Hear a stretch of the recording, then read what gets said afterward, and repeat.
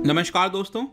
आज हम अपने वीडियो में बात करेंगे मनरेगा वर्क के बारे में। रिसेंटली ये फाइंड आउट किया गया है कि पैंडमिक के बीच में जब लॉकडाउन हुआ था, माइग्रेंट वर्कर्स वापस अपने गांव आए थे, अपने राज्य आए थे बाकी राज्यों से। तो यहाँ पर जो जंप है आपका मनरेगा वर्क में, मनरेगा वर्क की जो डिमांड है उसमें काफ़ी बड़ा जंप देखने को मिला है। तो इसके बारे में हम जानेंगे कि एग्जैक्टली कौन से राज्य में कितना जंप देखने को मिला है। मनरेगा के बारे में भी थोड़ा सा जानने की कोशिश करेंगे। चलिए आगे बढ़ते हैं। मैं हूं अंकित अग्रवाल और अपडेट के लिए आप मुझे फॉलो कर सकते हैं इंस्टाग्राम, फेसबुक और ट्विटर पर। मेरे लेक्चर की हर पीडीएफ आपको फेसबुक पर तो मिलेगी ही, प्लस साथ में आप मेरा टेलीग्राम चैनल ज्वाइन कर सकते हैं by searching Ankit Agrawal official. और अगर आप यूपीएससी की तैयारी कर रहे हैं तो आपके लिए सुनहरा मौका है। स्टडी IQ आपके लिए स्मार्ट कोर्स है जिसके थ्रू आप अपनी प्रिपरेशन और भी ज़्यादा अच्छे तरीके से कर सकते हैं। तो जैसा कि आप यहां पर थोड़ा सा देख सकते हो मनरेगा के बारे में, सबसे पहले यहां पर इसको MG नरेगा के पहले नरेगा नाम से जाना जाता था, national rural employment guarantee act. आप सबको पता है 7 सितंबर 2005 को यहां पर इसको लाया गया था, एक्ट पास कराया गया था ताकि यहां पर ज़्यादा से ज़्यादा एम्प्लॉयमेंट जनरेशन हो सके हमारे देश के अंदर, स्पेशली रूरल एरियाज़ में, क्योंकि यहां पर हम रूरल एरिया की बात कर रहे हैं। ये जो मनरेगा का एक्ट है ये आपका सिर्फ रूरल एरियाज़ में अप्लाई होता है। तो वहां पर जो लोग हैं उनको सोशल सिक्योरिटी मिल सके, कुछ काम मिल सके, कुछ पैसे मिल सके। और यहां पर सभी राज्यों को, सभी राज्य के जो डिस्ट्रिक्ट्स हैं, बेसिकली जो आपके जिला हैं, उन सबको कवर किया गया है, एक्सेप्ट जहां पर 100% अर्बन पॉपुलेशन है। जहां पर थोड़ा भी आपको रूरल पॉपुलेशन देखने को मिलेगा वहां पर मनरेगा का काम लागू किया गया है।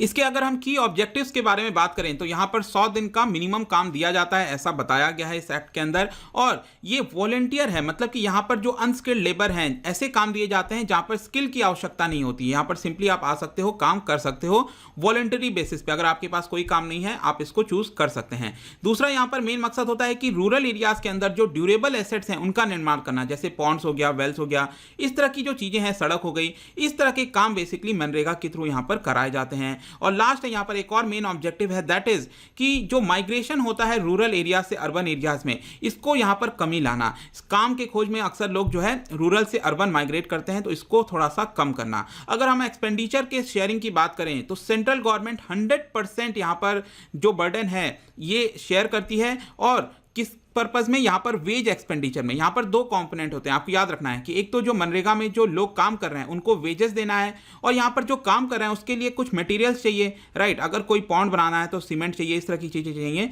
तो मटेरियल के मामले में यहां पर जो सेंट्रल गवर्नमेंट है वो 75% बर्डन उठाती है और बाकी का 25% यहां पर राज्य सरकार को देखना होता है। लेकिन जो वेजेस लगता है, जो लेबरर्स को दिया जाता है मनरेगा के अंदर, वहां पर 100% जो बर्डन है वो आपका सेंट्रल गवर्नमेंट देखती है।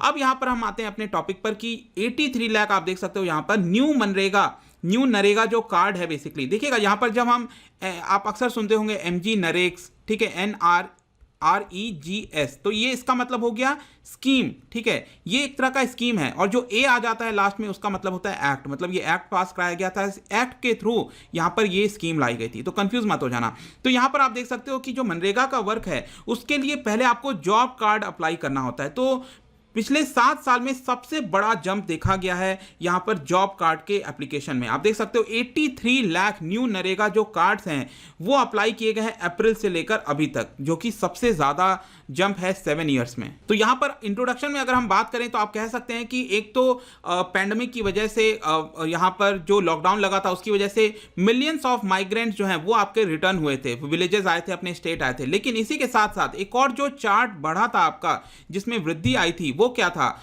वो था आपका जो हाउस होल्ड्स एनरोल्ड किए गए थे मनरेगा के अंदर। यहां पर ध्यान रखिएगा, एक हाउस होल्ड होता है, उसमें लोग होते हैं, वो लोग जो चाहें यहां पर अपना काम कर सकते हैं मनरेगा के अंदर। तो आप देख सकते हैं यहां पर अगर हम हाउस होल्ड्स की बात करें तो हाउस होल्ड्स आप देख सकते हो कि 83 लाख एडिशनल हाउस होल्ड्स उन्होंने ज्वाइन किया था अप्रैल से लेकर अगस्त के अंदर। लेकिन एक हाउस होल्ड के अंदर आप देख सकते हो कि कई पर्सन हो सकते हैं। तो जो total number of person join किए हैं जिन्होंने जॉब कार्ड के लिए अप्लाई किया है, क्योंकि आप जॉब कार्ड के लिए अप्लाई करोगे, आपका एक जॉब कार्ड बन जाएगा, फिर आप जाकर यहां पर मनरेगा के अंदर काम कर सकते हैं। तो माइग्रेशन वगैरह की वजह से क्या हुआ, जब लोग वापस अपने गांव आए उनके पास कोई काम नहीं था, इसको देखते हुए उन्होंने नए जॉब कार्ड के लिए अप्लाई कर दिया। तो जो टोटल नंबर ऑफ पर्सन ने ज्वाइन किया है लेबर फोर्स में, नरेगा फोर्स में, तो आप देख सकते हैं इनकी संख्या है 1.6 करोड़ पर्सन। ठीक है, और हाउस होल्ड्स ने कितना ज्वाइन किया, 83 लाख एडिशनल हाउस होल्ड।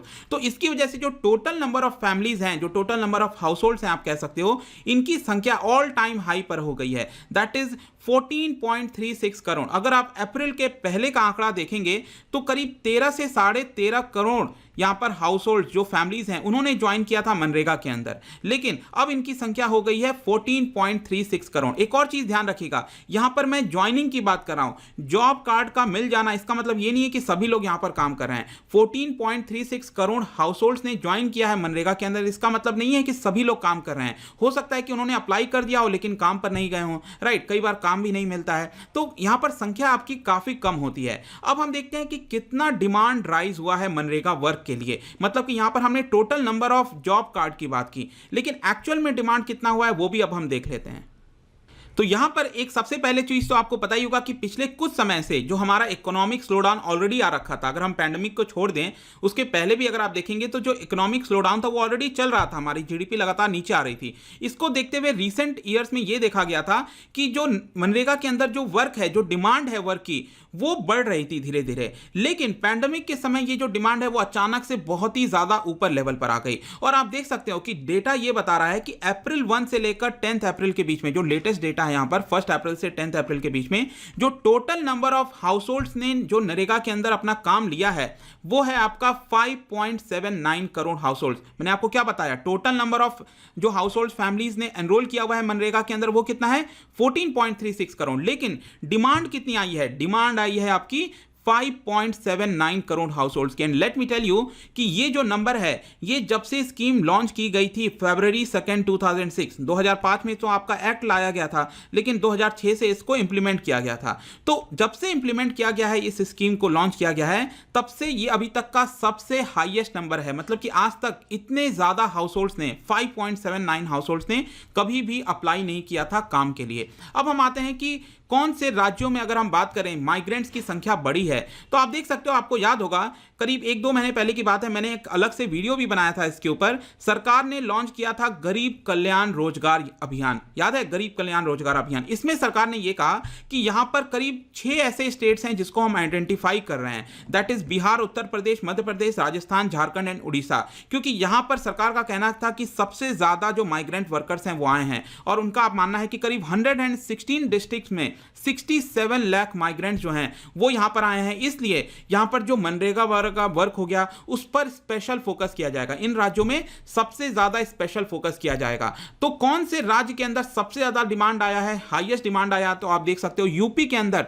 सबसे ज्यादा डिमांड बढ़ा है मनरेगा वर्क का, जॉब कार्ड का, जो जॉब कार्ड अप्लाई किया गया है। तो 21 लाख जो है जॉब कार्ड नए अप्लाई किए गए हैं। Total number of job card कितने, मैंने आपको बताया स्टार्टिंग में बताया था, 83 लाख न्यू नरेगा कार्ड, इसमें से 21 लाख अकेले यूपी के अंदर हैं, 11 लाख आपका बिहार के अंदर है, और जो थर्ड पोजीशन है वो है आपकी वेस्ट बंगाल की। आप देख सकते हो 6.8 lakh new job card apply किया गया। लेकिन एक चीज ध्यान रखना कि सरकार ने गरीब कल्याण रोजगार अभियान के अंदर जो 6 राज्य हैं उसमें यहां पर वेस्ट बंगाल को शामिल नहीं किया गया था। तो कहीं ना कहीं एक यहां पर हमें प्रॉब्लम देखने को मिल सकती है जो स्टेट गवर्नमेंट है और सेंट्रल गवर्नमेंट है, क्योंकि अगर आप देख सकते हो 20 लाख माइग्रेंट वर्कर्स जो हैं वो वेस्ट बंगाल के अंदर भी आए थे, तो कहीं ना कहीं साफ तौर पर दिखता है कि गरीब कल्याण रोजगार अभियान के अंदर वेस्ट बंगाल को भी शामिल करना था। लेकिन वी स्टिल डोंट नो कि क्यों नहीं हुआ, क्या यहां पर राज्य सरकार प्रॉब्लम क्रिएट कर रही थी, सेंट्रल गवर्नमेंट कर रही थी, वी स्टिल डोंट नो। लेकिन कहीं ना कहीं यहां पर इस तरह के सिचुएशन में दोनों सरकारों को साथ आना चाहिए। इनफैक्ट मैं आपको बता दूं